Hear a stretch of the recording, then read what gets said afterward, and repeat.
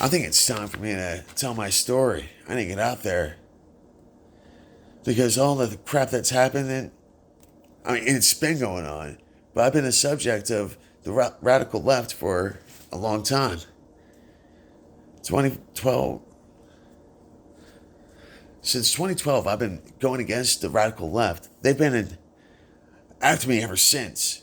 Think on Jay Garcia over at Green River Community College.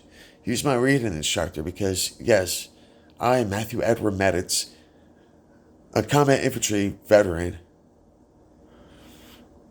needed a reading improvement class in order to go on to college education.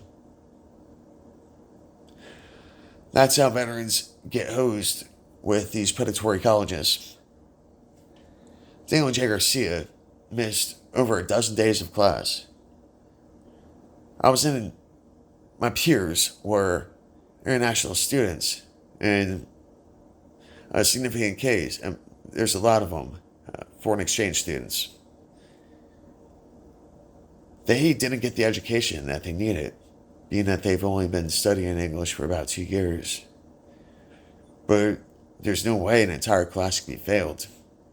That would look really bad. It costs a lot of money. A lot of money. So they swept under the rug. Just like they tried to sweep me because I brought to the attention that Daniel J. Garcia should never been hired in the first place. Because of him, that put a target on my back. Deborah Casey, I got in a meeting over here on the YouTube, over 2 hours, or about 2 hours, I should say, of exactly what went on. Then Highline College, I basically got swatted. I didn't do anything wrong. They cried wolf to use my veteran status against me, my disabilities against me. I was investigated by the FBI. I have no reason to lie. That's why I'm not in trouble.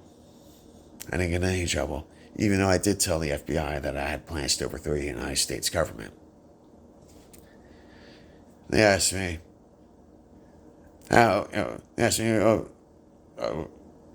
what did they say?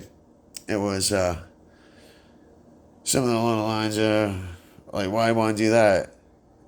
And I said, because the Republicans and Democrats are too polarized. They asked me how I was going to do that. Pardon me. I said I wanted to overthrow the United States government. They asked me how I was going to do it. I told them that the Republicans and Democrats are too polarized. We need a third party to rise up. The Capitalist Party will insist on all the differences and, well, because we all believe in the same thing, and that's money. They said, yeah, we could use some change. How do you plan on going about doing that? And I said, I'm responsible for Plan A, which is the First Amendment. Freedom of speech, freedom to assemble, freedom of the press, freedom of religion, freedom. I said, I'm not responsible for Plan B, which people in the United States and law enforcement are preparing for, and that's the Second Amendment. I'll be dead before that happens. Look where we're at. Yeah, Pierce College. Oh man, they stopped me from going into this big meeting with the FBI. Like they were talking about school shooters and being safe and all that crap. And they hustled me away. They didn't want me in there in that meeting because I was gonna show them up because I'm really fucking good. I'm really good. That's why I've been able to do all this. Germanic Community College.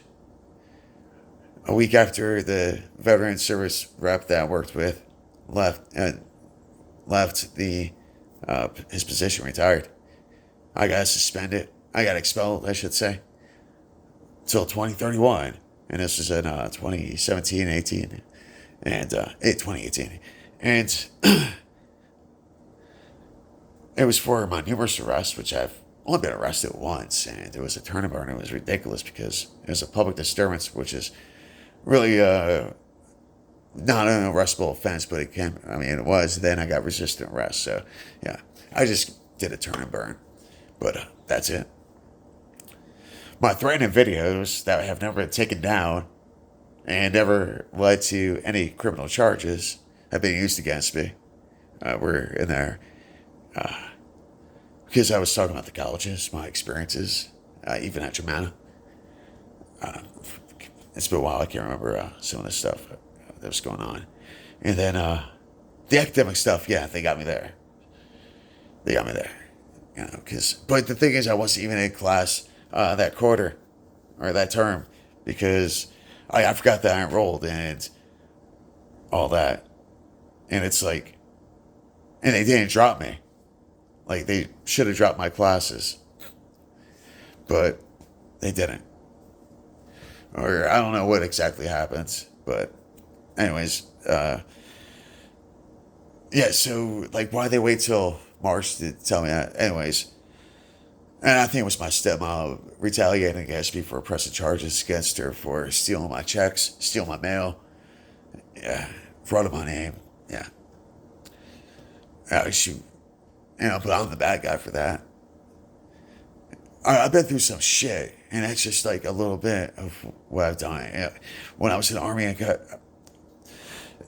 I was in a warrior transition unit, and from 2010 to 2012 when I got out.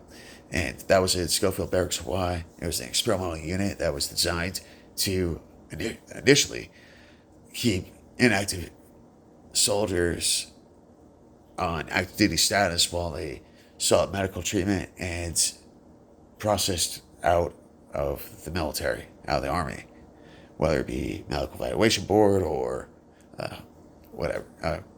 So yeah, but because of all the injuries and casualties, injury, like they decided to open it up to active duty soldiers, which is why I was allowed in there. And in September 2011, the Sergeant Major of the Army, Chandler, that's the big guy, that top enlisted NCO, like the highest you get, Sergeant Major of the Army, came to do a visit, did a town hall meeting with us soldiers, wounded soldiers. That's what we were.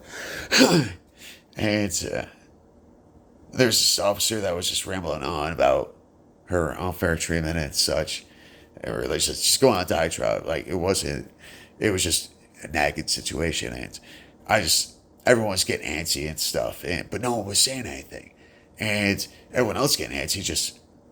I fucking had enough anxiety. So I would say, with all due respect, man, this is Sergeant Major of the Army. His time is very valuable.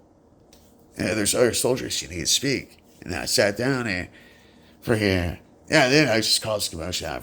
I caused commotion and I exited and stuff. And then the Sergeant Major of the Warrior Transition Unit came to me and shook my hand and said, "What you did took guts.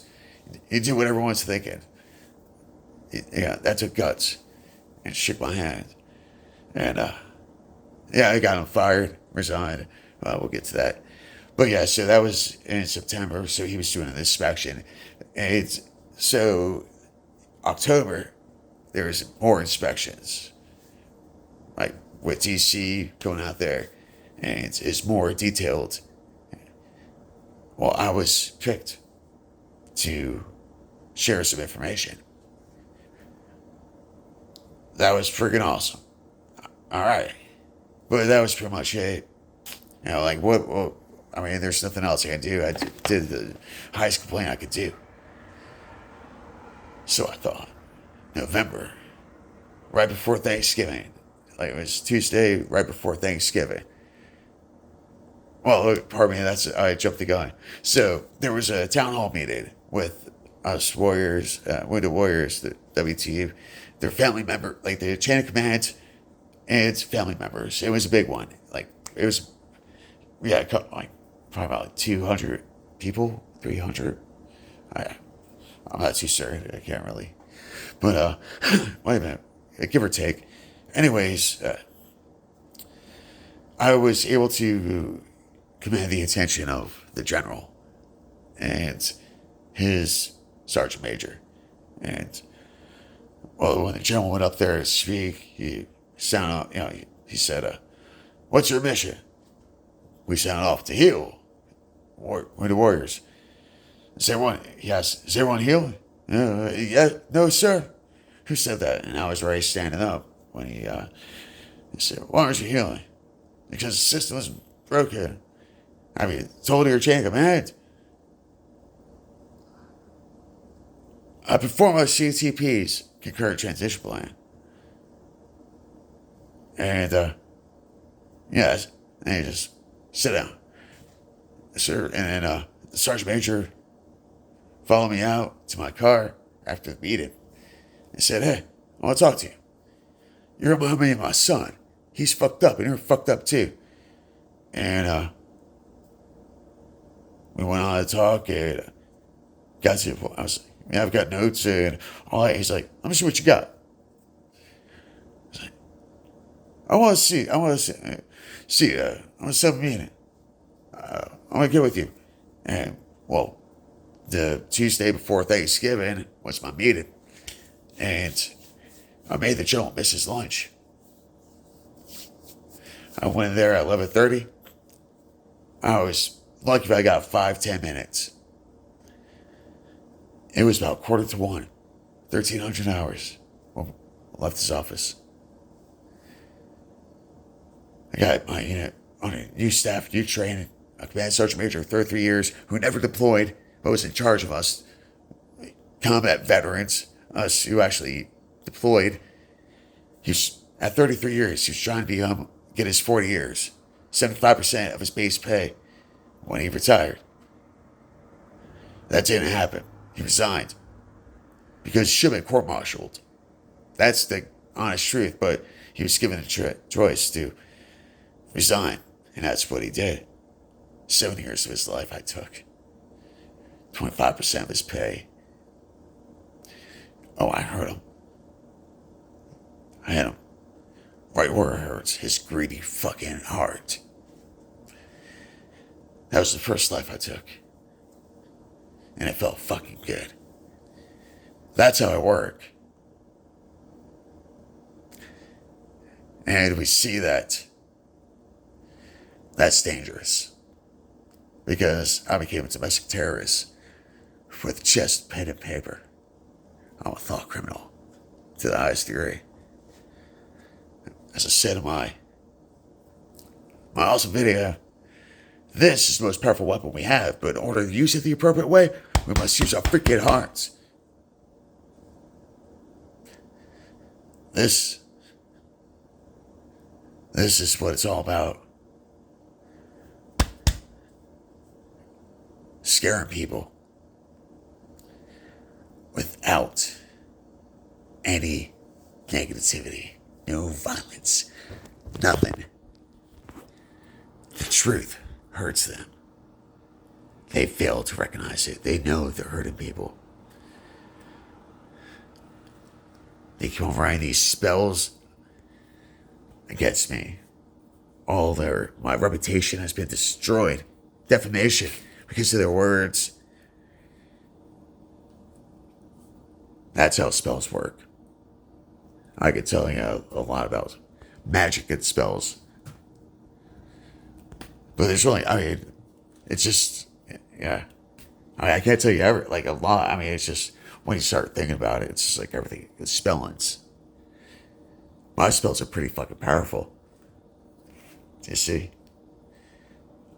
Be the man with the bomb. That's, the lone wolf. They thought I was going to do something. They tried to get me to do something. They tried to break me.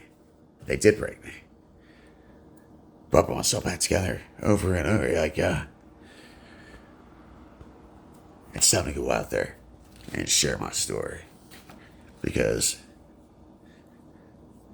justice needs to be served and people need to know what they're up against. Be safe, be kind, stay strong. Love you all. And save the children worldwide.